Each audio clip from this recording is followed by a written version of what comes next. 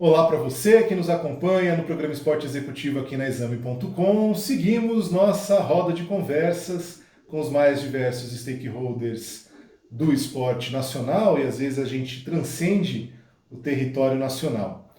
Hoje converso com um representante da La Liga no Brasil, Albert Castelló. Falei correto, Albert? Para o Brasil, sim, mas na Espanha seria Castelhão, então fica Castelló? tranquilo, um pouquinho mais complicado aqui no país. Tá Mas, bom. enfim, obrigado, Vinícius, prazer estar aqui hoje com você, enfim, estar aqui na Exame, podendo trazer um pouquinho mais do case da La Liga. Ótimo. Seja muito bem-vindo ao Esporte Executivo, é um prazer mesmo receber você aqui. A gente já conversou antes, você sabe que eu tenho uma admiração bastante importante em relação ao trabalho que se desenvolve na La Liga, o que você representa aqui no Brasil. Então, para a gente começar, por que a La Liga te mandou para cá? Você, olha, vai lá, o Brasil é um país bacana, mas por que você existe no Brasil, Albert? Bom, enfim, vários motivos. O primeiro deles foi, acho que foi em setembro de 2016, que a Liga já vinha trabalhando em vários países, desenvolvendo essa estratégia de crescimento internacional, e foi quando perceberam que precisávamos crescer mais rápido em muitos mais países, naqueles países onde há enfim, um maior atrativo por questão de parceiros audiovisuais, patrocínios, pelo público fãs que tem nesses países, nessas regiões. Então foram identificados aproximadamente uns 45 países. Em alguns já tinha presença, tinha escritório, mas em outros não havia. Então, fizeram uma grande seleção de pessoas que se candidataram em todo o mundo. Praticamente foram umas 12.500 pessoas, daí saímos 60. Passamos por uma espécie de Big Brother aí de formação durante uns quase 3 meses. E daí, enfim, por uma questão de afinidade e tudo, eu já tinha morado no Brasil 6 anos, tinha cuidado muito de investimentos espanhóis aqui no país. E, enfim, eles me escolheram para cuidar da expansão da La Liga aqui no país. Tá. E aí, passado de 2016 para 2020, você enxerga que teve evolução nesse relacionamento da La Liga com o Brasil? Porque eu acho que é muito interessante. As pessoas de alguma forma já te conheceram porque te viram ou em alguma palestra, em algum evento. Você já é uma figura, de quem é do meio esportivo, uma figura conhecida. Quais são os passos que foram dados de 2016 para cá, Albert? Claro, em relação ao seu trabalho, mas em relação à Liga, à La Liga e ao Brasil. Bom, então, cheguei aqui em março de 2017, mais ou menos abril de 2017, e aí nessa chegada, enfim, o primeiro passo sempre é muito mais de inteligência de mercado, entender um pouco como funciona tudo, quem são os principais parceiros que a La Liga tem, estabelecer relacionamento com eles, no caso ESPN, com o qual a gente renovou por mais 6 anos. Temos, enfim, conseguimos, por exemplo, levar também um correspondente, André Linares também está agora em Barcelona, cuidando dos jogos da La Liga. Também, enfim, entender como funciona o mercado em quanto ao tipo de oportunidades. Sabemos que não são as mesmas oportunidades as que existem na Indonésia, na China, nos Estados Unidos, em Costa Rica, quem são os diferentes parceiros, entender muito bem onde que a gente consegue oferecer algum tipo de proposta que tenha um grande valor agregado aqui no país. Então, enfim, definir um pouco quais seriam os seguintes passos de plano de ação e desenvolvimento, e a partir daí, enfim, uma dessas ações foi, por exemplo, ações com influenciadores. A gente tem enviado 2 influenciadores já para a Espanha, o Felipe Araújo, o Tomás Costa, também encontros com jogadores da La Liga, presenciar jogos especiais na Espanha. Temos feito encontro com FAS também, acho que foi em março de 2019, fizemos uma transmissão na Marina da Glória, no Rio de Janeiro, no Carnaval, El Clássico contra Real Madrid e Barcelona, para praticamente 3.000 pessoas. Foi, enfim, um grande sucesso. Também para a Copa América fizemos também um encontro com fãs durante uma semana no Shopping Rio Sul, enfim, uma forma de conectar também o fã da La Liga com o fã da Copa América. E, enfim, diferentes ações que temos desenvolvido também para parceiros de televisão, juntando isso com projetos esportivos, como por exemplo é o caso do Bravo, que é um reality show de scouting de jogadores, que passam por diferentes fases e a melhor seleção de jogadores, enfim, ir para a Espanha para disputar uma série de jogos contra times da base da La Liga, e enfim, foi um programa que foi transmitido na ESPN e também está disponível no YouTube. Então, enfim, são várias ações, desde, como eu já falei, né, ações de promoção com a televisão, com E são ESPN. vários olhares, né? Tem o olhar de transmissão, tem o olhar de ativação da marca, tem o olhar de oportunidade de negócios. A La Liga, de uma forma geral, olha para o Brasil como uma oportunidade sendo desenvolvida, a ser e sendo desenvolvida, ou olha para o Brasil, vamos lá, é parceria ou é consumo? Porque eu também entendo o seguinte, deve ser muito complicado, Robert.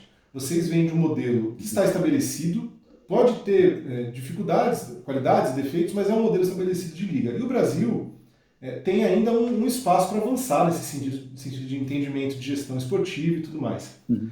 Quando você vem de lá para cá, e ao longo desses anos que você está aqui, você consegue projetar uma possibilidade como se fosse uma ajuda, de uma tutoria lá da Liga Espanhola em relação ao Brasil, ou ainda é um encontro pontual? Olha, temos uma oportunidade aqui, vamos pensar nas transmissões. Como é esse olhar, Albert?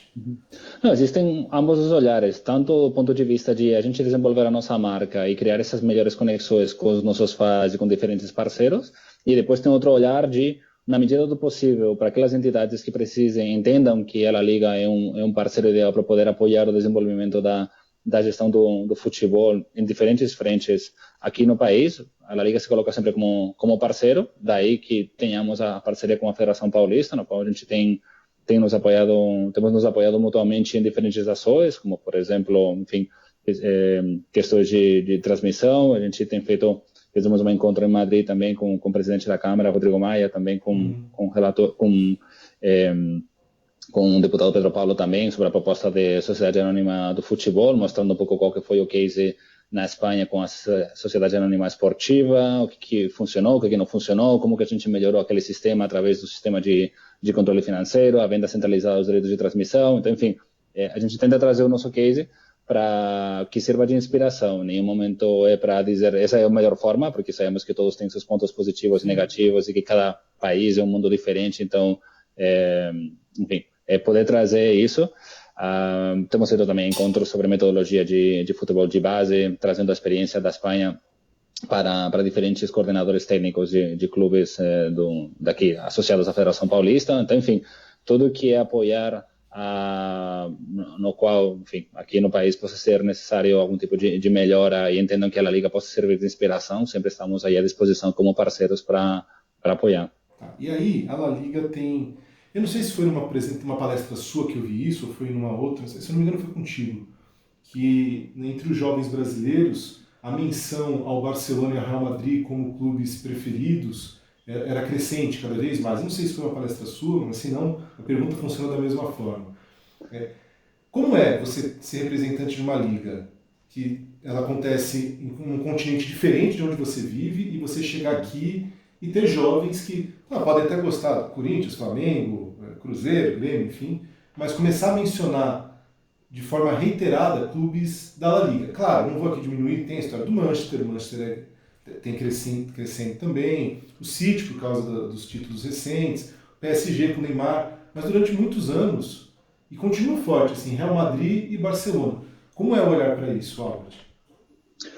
Para nós é, enfim, uma grande satisfação ver que o brasileiro, depois de torcer para seus próprios clubes aqui no Brasil, e sempre fazendo um parêntese, né? Sempre quando a gente está aqui no país, em diferentes outros países, sempre trabalhamos para que a liga seja a segunda liga favorita do torcedor local, ou seja, para que primeiro torça para a liga local e depois, naquele outro recinho de lazer que tiver, que se tiver que torcer para alguma outra liga, algum outro clube que seja a nossa. Mas, enfim, é bom e gratificante ver justamente isso, que entre as preferências de clubes, Barcelona e Real Madrid estão sempre na frente dos torcedores brasileiros. E isso também é bom, mas ao mesmo tempo também é um grande desafio, porque vemos como tem outras grandes marcas que não estão ainda nesse top 5, por exemplo. Então, temos grandes nomes também como o Atlético de Madrid, Sevilla, grande campeão também da Europa League, e outros grandes nomes com os quais, para nós, também é um grande desafio de trabalhar também para continuar expondo a marca de outros grandes clubes espanhóis, que no final das contas é o trabalho da Liga, poder mostrar essa coletividade de clubes da primeira e segunda divisão. Então, enfim, poder trabalhar sempre a serviço de todos esses 20, posso dizer 42 clubes, que também incluímos a primeira e a segunda divisão, mas como, enfim, continuar trabalhando justamente para poder aproximar os fãs a esses outros clubes também e que a própria dominância não seja unicamente Barcelona e Real Madrid. A gente sabe que é complicado poder que cheguem outros clubes, mas é natural, né? Exatamente, sim, é natural. Sempre há uns vencedores e outros que não são tão vencedor Mas é normal. olha, o Brasileiro por... Sevilha durante alguns anos tinha muitos brasileiros. Então, o Fabiano, Daniel Alves, o Adriano, enfim, outros. O Vídeo Real teve uma época que era um time de brasileiros e espanhóis. Então tinha Marcos Senna, que depois se naturalizou espanhol, tinha o Riquelme, o Sorin. Isso de alguma forma aproxima, né? Claro que as pessoas não vão torcer só porque tem brasileiro ou não, argentino ou não. Mas isso aproxima, a pessoa continua acompanhando alguém que era do seu país. E aí tem também um jeito de jogar, né? Porque, vamos dizer o seguinte, você não pode falar que a competição alemã é uma competição fraca, ruim, de jeito nenhum, não é. Mas o modelo de futebol espanhol é muito mais próximo do futebol brasileiro do que o futebol alemão. Então você encontra esse eco, né? Esse prazer, esse jogo mais solto. É muito mais fácil um brasileiro se apaixonar pelo futebol espanhol do que o futebol alemão. Eu acredito que é mais uma questão de estilo. Provavelmente Não é uma crítica, brasileiro. que é só Não, uma não, não, não. observação. Não, mas imagino que também por uma questão histórica, praticamente todos os jogadores brasileiros que venceram a bola de ouro venceram por terem disputado em clubes espanhóis. Por quê? Porque foi na Espanha onde eles conseguiram desenvolver seu melhor futebol. Então, provavelmente é porque o estilo de futebol desse jogador encaixa muito mais com o estilo que se joga na Espanha. E daí que existe essa maior afinidade do público que gosta de ver aquele brasileiro jogando bem, vê-lo jogar bem nos nossos gramados. Então, acredito que é aí que vem essa afinidade do torcedor brasileiro com o nosso futebol. E como vocês trabalham essa busca? Porque você falou, pô, o nosso sonho é a gente ser a segunda liga de todos os brasileiros, de todos os outros países. Como é que vocês olham para isso? Como é que vocês trabalham isso? Essa inserção da La Liga em outros países? Em outros países, se quer dizer, exclusivamente aqui no Brasil? Não, eu imagino que vocês tenham uma estratégia para cada país, mas de uma forma geral existe um guarda-chuva de entendimento em relação a isso, né? O que a La Liga deseja? A La Liga deseja desenvolver parcerias, claro, deseja uma penetração maior, busca um desejo de consumo em si. Então vocês renovaram para o Brasil com a ESPN por 6 anos. Até quando? Até quando que está, Aldo? Até 2020, na temporada 2025, 26. 25, 26. Então, claro, a ESPN não faz isso porque é uma instituição de caridade, é porque eles acreditam que daqui até 2025, 26, o público brasileiro vai continuar bastante interessado pela La Liga. Então, tem todos esses movimentos. Como é que vocês preveem e projetam o crescimento e a consolidação da La Liga, pode ser no Brasil ou em outros países? Sim, exatamente o que falei. Depende muito de caso a caso, né? Por exemplo, no caso da China, está muito bem estabelecido tanto o crescimento comercial como, por exemplo, o crescimento por projetos esportivos, por uma questão de um acordo que existe com o Ministério de Educação, que faz com que tenhamos mais de 100 técnicos espanhóis que estão formando as novas gerações do futebol chinês. Essa, por exemplo, é uma estratégia que não encaixa aqui no Brasil. A gente não viria para cá com um tipo de acordo com o Ministério da Educação para poder formar novas gerações quando o Brasil já é o país do futebol. Enfim, aí cada país tem sua própria estratégia.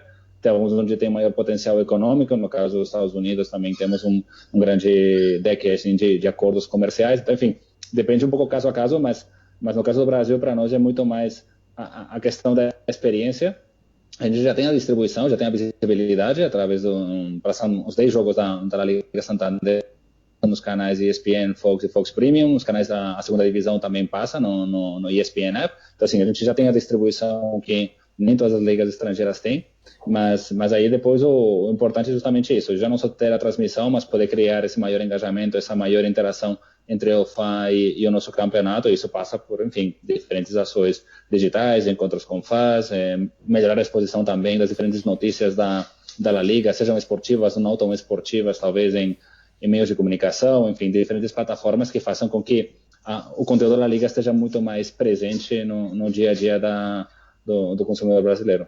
Você falou que não faz sentido nenhum, talvez, trazer treinadores para o Brasil e tal.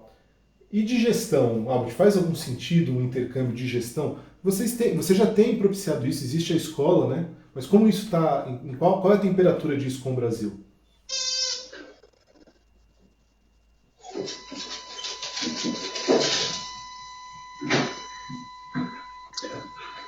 No caso do Brasil, enfim, temos na Espanha Business School, que é uma plataforma que forma futuros gestores do mundo do futebol, já não só alunos que vêm da Espanha, mas também de outros países. Tem, enfim, casos de brasileiros que têm se formado lá. No caso aqui do Brasil, enfim, com a parceria com a Federação Paulista, temos feito também diferentes encontros de troca de experiências e de conhecimento, no caso, por exemplo, metodologia de futebol de base, mas também temos conversado bastante sobre diferentes assuntos, como, por exemplo, protocolos de Covid, de volta dos treinamentos, de volta às competições com porta fechada. Temos trocado também muita informação sobre a função de diretor de jogo, enfim, e tem outras áreas que também estamos desenvolvendo, então, e que fazem, de alguma forma, enfim, acreditamos sempre que esse tipo de troca de conhecimento é sempre importante para fortalecer o futebol em ambos os lados do Atlântico. Temos também o projeto de desenvolver a La Liga Business School também aqui no Brasil. Em algum momento chegaremos com isso, mas Eu estava louco para te perguntar disso, Albert. Ainda bem que você tocou no assunto, porque o último papo que foi ao ar aqui no Esporte Executivo foi com o pessoal da Think Sports, e eles desenvolvem a NBA School no Brasil. Uhum. E é um modelo muito interessante, porque assim, existe a demanda pelo basquete, existe a admiração pela NBA, e isso é um casamento perfeito para que você busque isso com as crianças, com os jovens, enfim. E aí, isso foi com o Arthur Borelli, da Think Sports. E eu penso assim, olha o Albert, a La Liga no Brasil, porque vocês têm essa possibilidade de trazer... A La Liga tem essa coisa do sonho, né? Não é tão forte como a NBA, porque a NBA sabe fazer isso muito bem, e talvez tenha muito menos competidores que a La Liga. Mas vocês têm um nome relevante aqui, vocês têm clubes que são fortes no Brasil, é uma possibilidade? De desenvolver algum tipo de parcerias mais com novas gerações de futebol? Com novas gerações, com jovens, com crianças, colocar núcleos da La Liga no Brasil. Sim, totalmente abertos a explorar essa possibilidade. Acreditamos que, do mesmo jeito que as novas gerações torcem, enfim, nascem também através de transmissão de jogos, ou, por exemplo, jogar videogame, enfim, diferentes tipos de plataformas, poder chegar a esse tipo de uma forma diferente, como poder oferecer algum tipo de experiência esportiva também a futuras gerações, de uma forma talvez não tão competitiva, mas muito mais de lazer e de conexão com as marcas dos clubes da La Liga. É, sem dúvida, uma aposta bem interessante para a Liga também. E como tem sido essa renovação? Porque vocês têm faixas etárias diferentes interessadas pela La Liga. Então, eu imagino que as pessoas que são mais velhas estejam acostumadas a assistir ao longo dos anos a TV fechada. A minha geração aqui, 30, 40, qualquer coisa, que assiste, porque tem aí há 2 décadas muito forte o Barcelona e o Real, vou falar isso, que claro, teve também o Sevilla, o Vídeo Real, como eu falei lá atrás, mas tem esse protagonismo de Messi e Cristiano Ronaldo, mas vocês devem imaginar que isso precisa continuar, né? Então, todas as ligas europeias pensam nisso e tem até formatos diferentes. Algumas vão apostar em fazer isso via aplicativo, que é um universo novo de streaming. Vocês podem ser por televisão, mas como é que vocês olham para essa renovação constante necessária para a conquista de público? O principal seria a parte da transmissão, e isso depende também muito do parceiro audiovisual, mas acredito que ESPN, né, dentro do grupo Disney, já faz um grande trabalho de poder levar o consumidor a diferentes plataformas, seja a tradicional de televisão paga como plataformas na qual você consegue consumir o mesmo conteúdo, talvez em celular ou no streaming, em tablet ou computador. Acreditamos que também é uma parcela pequena, mas que também é uma parcela importante. Aqueles que não consomem televisão paga têm a opção também de poder adquirir apenas os canais da ESPN através de plataformas de contratação mensal, né? Como, por exemplo, se não me engano, acho que o All Sport tem uma plataforma que junta já não só a ESPN, mas também outras plataformas esportivas, que também pode ser interessante para um perfil de consumidor que talvez não tem o poder aquisitivo como para poder comprar, enfim, pagar uma TV paga com de valor, vários centenas de reais mês a mês. Enfim, tem também aquele outro torcedor que às vezes não assiste o jogo de futebol porque tem algum outro tipo de consumo de lazer, mas ele gosta de acompanhar também os highlights, as notícias nas redes sociais. Então, assim, eu sempre falo que consumidores de futebol existem de muitos perfis. Existem aquele também que gosta de acompanhar nas redes, no jornal, tem aquele que gosta de jogar fantasy, por exemplo, que tem um time formado no Fantasy da Liga. Então, enfim, sempre acredito que o principal foco é aquele novo torcedor, que acreditamos que que tem uma grande concorrência se comparado com existia anteriormente. Aquele torcedor que já tem isso 30, 40, 50 anos é aquele torcedor que a princípio vai ser fiel porque já foi captado, já consumiu durante muito tempo, então ele provavelmente vai continuar tendo essa fidelização. Claro que a gente sempre vai continuar cuidando dele, mas sempre são as novas gerações aquelas que acreditamos que tem uma maior oferta de conteúdos, já não só de esportivas, mas de consumo. Já tem plataformas que antes não existiam, como poderia ser Netflix, HBO, ou tem outro tipo de produtos de consumo e lazer, como poderia ser e-games, e que sabemos que muitos deles têm mais interesse nos esportes do que, por exemplo, jogar futebol, jogar bola, como antes a gente jogava quando era criança, ou não tem a paciência de poder estar 90 minutos vendo um jogo completo de futebol. Então, enfim, temos que continuar oferecendo outro tipo de conteúdos e experiências para esse tipo de torcedor que tem um perfil de consumo diferente, para que continue sendo também consumidor da Liga. Talvez não da mesma formato que existia faz 10 ou 15 anos atrás, mas não por isso deixar de ser um fado no seu campeonato. Nesse sentido, vocês cogitam TV aberta no Brasil? A princípio, isso é uma discussão do Departamento Audiovisual da La Liga, não sou eu que faço essa negociação, mas eu acredito que não. Normalmente é sempre quando tradicionalmente, não estou dizendo que seja sempre assim, mas tradicionalmente quando uma competição precisa ter um pouquinho mais de influência dentro de um território, costuma entrar sempre por um acordo que permita uma maior visibilidade. Isso costuma ser sempre com televisão aberta ou algum outro tipo de plataforma digital que seja de consumo gratuito, mas no momento no qual você entende que esse produto tem um valor, o que você tenta sempre é captar esse tipo de valor, monetizá-lo, e normalmente nos diferentes países a melhor proposta que te oferece essa monetização e essa maior estabilidade financeira ao longo de um maior prazo de contratos são sempre contratos com televisão paga. E por isso é o principal motivo pelo qual continuamos sempre com televisão paga aqui no país. Se a gente imaginar que é uma corrida de automobilismo, a La Liga está, obviamente, disputando as primeiras posições no interesse em acompanhamento do brasileiro. A gente está falando aqui do Brasil. Mas não há dúvidas de que nos últimos anos, o trabalho bem feito da Premier League, isso acirrou a competitividade nessa competição, desse movimento de liga mais admirada, mais desejada. A Liga Italiana tinha ficado um tempo mais parada, agora volta um pouco. A francesa, com a chegada do Neymar, ganhou força. Para vocês, no seu olhar, na verdade, nem para a Liga, eu quero saber a opinião do Albert mesmo. Quanto mais fortes as ligas europeias, mais forte o pacote que vocês fazem parte faz sentido. Então, olha, as ligas europeias são fortes e somos uma delas, temos as nossas aptidões. Ou para vocês seria melhor se vocês nadassem de braçada e fortalecesse exclusivamente a La Liga? Qual é a sua visão disso, Albert? Não, eu acredito que o futebol como um todo tem que ser forte em todo mundo, senão a gente não faria nenhum tipo de acordo de colaboração, de cooperação com ligas de diferentes países do mundo.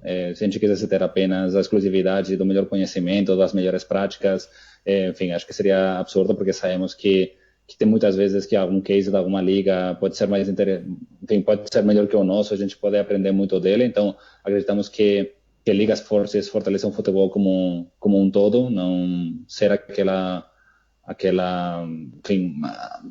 destaque entre o mar de ligas europeias. Acho que não seria relevante. Acho que é positivo que a Liga Francesa se desenvolva, também é positivo que a Liga Italiana também se desenvolva, que, enfim, a gente tem visto aí sérias mudanças recentemente aí também na Série A italiana, mas enfim, nós também nos inspiramos em diferentes ligas também americanas, também na Premier League, quando a gente fez algumas mudanças, e isso é normal, é saudável, é natural, e eu acredito que esse tipo de fortalecimento da nossa liga também faz com que outras ligas também se fortaleçam. Acho que ter apenas uma liga forte entre as 5 principais da Europa não seria positivo, ou ter uma ou duas. Da mesma forma que eu acredito que no mundo não pode ter apenas 5 ligas europeias fortes, também precisa ter uma liga chinesa forte, uma liga brasileira forte, uma liga argentina forte, também americana. Então, enfim, acreditamos que depois aí cada uma vai ter que lutar da sua forma para poder se diferenciar, para poder captar essa atenção do fã de algumas outras formas. Nós trabalhamos muito mais por oferecer a liga como uma opção de entretenimento, não só nos 90 minutos, mas ao longo de toda a semana, trabalhar muito também a sustentabilidade financeira dos clubes. Vocês acompanham as diferentes contas, balanços dos clubes, apesar do impacto da Covid, a La Liga tem tido clubes que praticamente não tiveram perdas em toda a temporada passada. Muitos deles estão com benefícios que vão de 1 até 11 milhões de euros, ou seja, clubes que souberam fazer um grande ajuste financeiro. Então, assim, nós apostamos muito mais também pela sustentabilidade financeira do nosso futebol, em comparação talvez em outras ligas que não têm esse controle financeiro mais pesado. Podem estar ganhando para algum outro lado, mas nós acreditamos que nós somos responsáveis por essa sustentabilidade. Então, enfim, é uma das apostas que temos dentro da La Liga. Ótimo. Por fim, você já é um bocadinho brasileiro, vai? E aí, o que você imagina que você, como profissional, absorve do tempo que você está no Brasil, Pablo? Porque eu acho muito interessante que você representa a Liga, mas já falei para pessoas que você, como profissional, é um cara muito competente, então a gente vê nas apresentações e tudo mais. Você traz muito da La Liga, mas o que essa experiência como profissional tem te acrescentado na vida para um todo? Porque pode ser que daqui a alguns poucos meses, anos, sei lá, você não seja mais um representante do Brasil. O que essa vida no Brasil tem te acrescentado, essa experiência com a indústria brasileira, com o esporte brasileiro, te acrescentou e acrescenta como profissional? Bom, eu acho que, enfim, tem grandes desafios. Eu acredito que o Brasil sempre fala que é o país do futuro, mas, enfim, existem diferentes entraves, então ser capaz de poder detectá-los, saber exatamente como contorná-los, ou poder levar para frente diferentes oportunidades, acho que é um grande desafio, e acho que toda essa batalha do dia a dia, né, que eu acredito que é um grande aprendizado, porque a gente talvez vê que há outros países onde tem uma maior facilidade de poder levar para frente diferentes negócios. A gente sabe que, por exemplo, os Estados Unidos tem uma cultura que parece muito, não sei porque não morei, mas a princípio se fala que é muito mais direto, né, esse clima de negócios. Eu tenho visto, por exemplo, também como está mudando também o clima aqui no país quanto a investimentos estrangeiros por toda essa tramitação do clube empresa. Então, enfim, eu acredito que também está passando por uma grande transformação. Então, enfim, acredito que são diferentes elementos aí da cultura brasileira que te fazem, enfim, melhorar como profissional, como, por exemplo, na Espanha, por exemplo, se trabalha com diferentes ações com um prazo relativamente ok. Em alguns casos pode ser apertado, mas tem um prazo ok.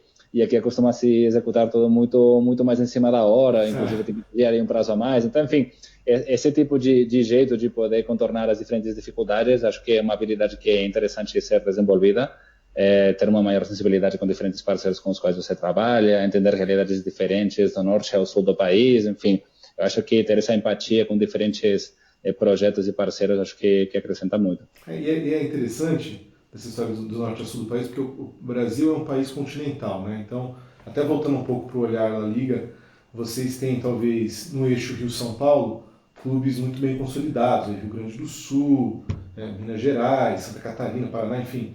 Aí você vai para o Nordeste, alguns clubes têm se consolidado de forma muito interessante, no Ceará, na Bahia, mas a gente ainda tem alguns estados no Brasil que o futebol não conseguiu ter os clubes protagonistas de forma nacional, eles podem ser protagonistas de forma regional. E aí, ali é muito interessante, porque você consegue ver com maior nitidez o quanto que um bom futebol praticado na La Liga, por exemplo, atrai, seduz. Né? Porque a pessoa não tinha o regional, falou assim, olha, eu não vou, não Tocantins, não estou falando mal do estado, por favor, mas obviamente que a primeira divisão desse futebol regional, ela não é capaz de confrontar e enfrentar outros clubes do Brasil. Então, não vai conseguir jogar de tete a tete com os clubes de São Paulo, Rio.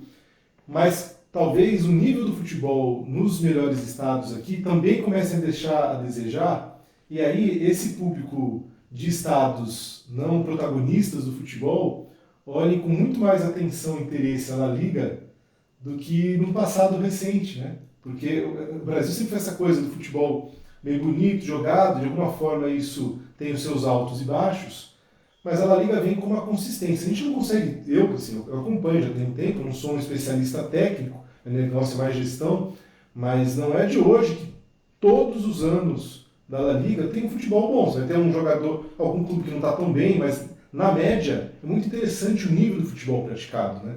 Isso pode ser muito interessante além dos eixos tradicionais do esporte no Brasil. Sim, o que você falou é um assunto bem interessante. Me fez lembrar um pouco o crescimento de algumas marcas brasileiras no país, pelo que eu tenho ouvido, né? Sim. Muito tempo atrás, Flamengo cresceu muito com a questão do rádio, e também as transmissões, muito delas era o que acontecia no Rio de Janeiro. Então, assim, como essa cultura mais do Rio de Janeiro se expandiu para diferentes áreas do país, então eu acredito que quando você não tem um consumo de um tipo de lazer ou marca ou campeonato que está na sua cidade, você começa a ver outras opções de uma forma muito mais igualitária, como você bem falou, né? Se você, por exemplo, eu estou inventando, não sei, Brasília, por exemplo. Brasília não tem um time profissional, se não me engano, ou não tem um time nas primeiras categorias. Então, assim, eles provavelmente escolhem, olha, o que a gente pode consumir. Se não tem um time local, para eles, talvez, obviamente, tem mais afinidade com o Campeonato Brasileiro, porque é da própria região, provavelmente com o Flamengo por uma questão também histórica, ou algumas outras marcas, como poderia ser Corinthians, ou algum outro clube, mas sim que existe provavelmente mais abertura para poder consumir alguns outros tipos de campeonatos do que poderia ser, por exemplo, São Paulo, onde você tem uma maior concorrência de outras marcas locais muito fortes, como poderia ser São Paulo, Corinthians, Palmeiras, enfim, Santos, outro tipo de marcas. Então, eu acredito que estar muito mais presentes e criar essa conexão muito mais intensa com o torcedor daquelas regiões onde não existe tanta concorrência é super importante, porque para eles vai ser um total diferencial do que não oferecido por outro tipo de concorrente. Curioso, e aí isso, exatamente, desde a distribuição de outro tipo de conteúdo, isso acontece quando, sei lá, imagina, não tem internet em tal lugar concreto. Ali, Netflix, HBO, sei lá, Amazon Prime, não vai crescer. Agora, se você cresce com algum outro tipo de proposta que não esteja relacionada à conexão de internet, mas você consegue oferecer, sei lá, algum tipo de experiência esportiva, você já está ganhando o consumidor, por um lado, com um produto concorrente que não está chegando no seu país, naquela região. Então, assim, depende um pouco caso a caso da diferente região, de que tipo de produtos concorrentes ou serviços existem nessa cidade e um pouco qual que é o dia a dia também do torcedor, né? Acredito que por isso que você falou, o país é tão grande e tem tantas realidades que para o consumo da competição é através de um tipo de produto, em alguns outros casos o consumo que eles têm no nosso campeonato é diferente. Então aí diferentes desafios e um grande trabalho do nosso lado também para poder atender todos os fãs. Albert, muito obrigado por ter participado do nosso papo aqui. Admiro muito o trabalho que vocês fazem, o trabalho que você faz, a gente já se conheceu tem acho que uns 2, 3 anos. Que bom que você está aqui desenvolvendo a La Liga. Muito obrigado por ter papeado conosco. Muito obrigado, Vinícius, a você pelo convite. A vocês que nos acompanharam até agora, assistam a La Liga, um abraço e até a próxima.